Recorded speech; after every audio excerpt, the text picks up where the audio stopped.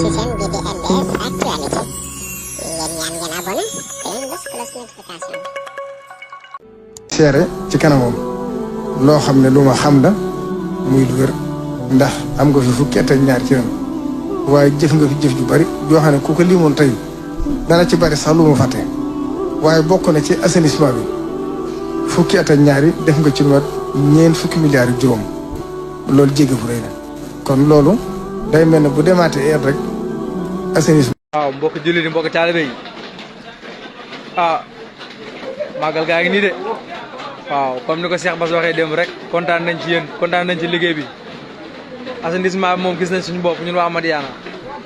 ndax mu ngi nii lu mu taw bu yàlla sewetee ndox mépp dem waaw fii ci Touba Madiyana waaw borom place yi kontaan nañ liggéey bi set na wax dëgg yàlla milliards yi bari na gis nañ liggéey bi Touba moom lu ndox mi bari heure bu tawee rek ndox mépp